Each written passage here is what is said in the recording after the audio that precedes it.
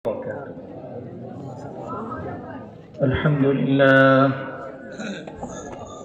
لله رب العالمين خالق السماوات والأرضين والصلاة والسلام على من كان نبيا وآدم بين الماء والطين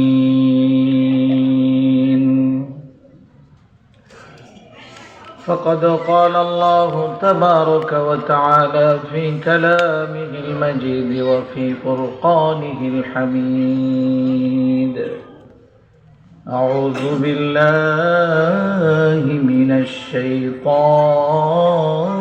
الرجيم بسم الله الرحمن الرحيم الرحمن علم القرآن خلق الإنسان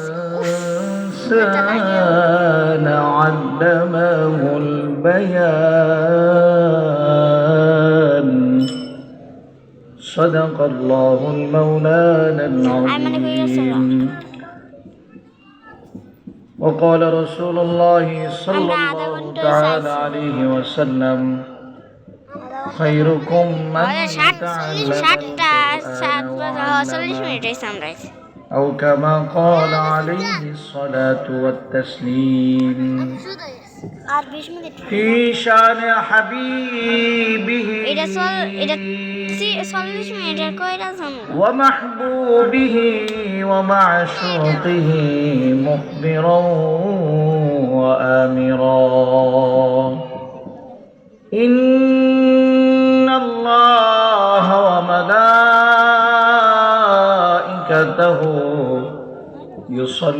يصلون على النبي يا أيها الذين آمنوا صلوا عليه وسلموا تسليما اللهم صل على سيدنا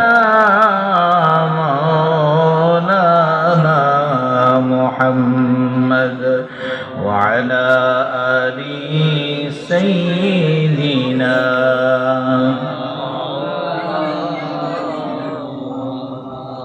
মোহাম্মতে দুরূদ শরীফ পাঠ করলে লাভ না ক্ষতি?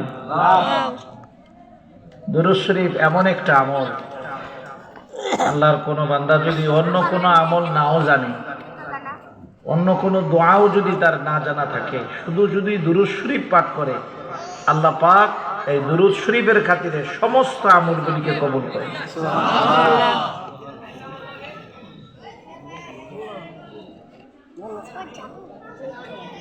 আল্লাহর ওলি বাইতুল্লাহ তাওয়াফ করেন, সময় খুব অল্প।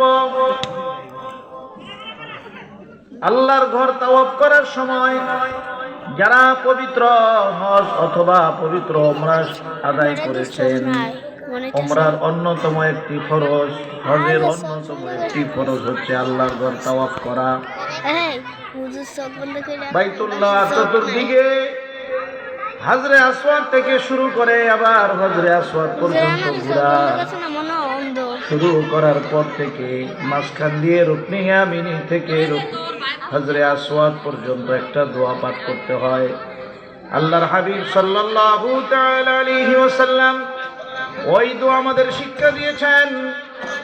আল্লাহ রাব্বুল আলামিনের বন্ধু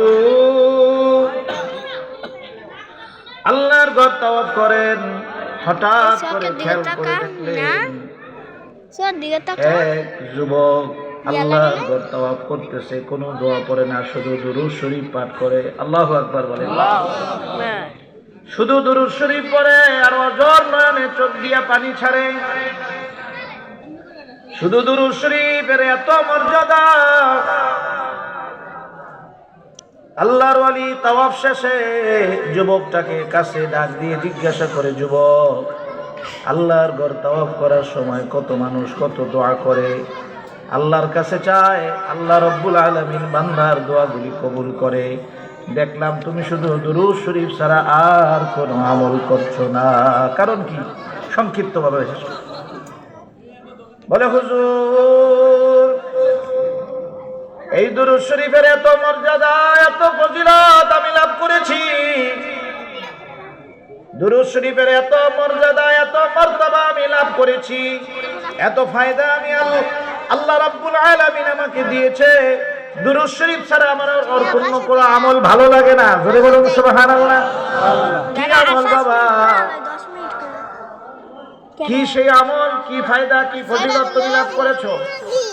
রাতের গভীরে আল্লাহর ঘর তাওয়াফ করার জন্য, হজ করার জন্য বাবাকে নিয়ে সাথে বের হয়েছি। বহুদূর পথ, সুদূর ইরাক থেকে আমি মক্কাতুল মুকাররমায় এসেছি। রাস্তার ভিতরে আমার বাবার ইন্তেকাল হয়ে গেছে। আমার বাবা এই সফর অবস্থায়, আমি আর আমার বাবা ছাড়া আমাদের আর কোনো সঙ্গী নাই। রাত্র গভীর, এত গভীর। আমার বাবা যখন ইন্তেকাল করলো, দেখলাম আমার বাবার চেহারাটা পরিবর্তন হয়ে গেছে, স্বাভাবিক চেহারা থেকে অস্বাভাবিক চেহারা হয়ে গেছে। অন্য বর্ণনা এসেছে চেহারা পরিবর্তন হয়ে অন্য পশুর আকৃতি ধারণ করেছে, চেহারার নূর হারিয়ে গেছে, চেহারা বিকৃত হয়ে গেছে। সফরের ভিতরে কে কাকে সাহায্য করে, আমি অস্থির হয়ে গেলাম, পেরেশান হয়ে গেলাম। বাবা, মৃত বাবার মুখের উপরে কাপড়টা টেনে দিলাম। কাঁদতে কাঁদতে চোখটা যখন আমার বন্ধ হয়ে গেল, হঠাৎ করে দেখলাম রাতের গভীরে এমন একজন সুন্দর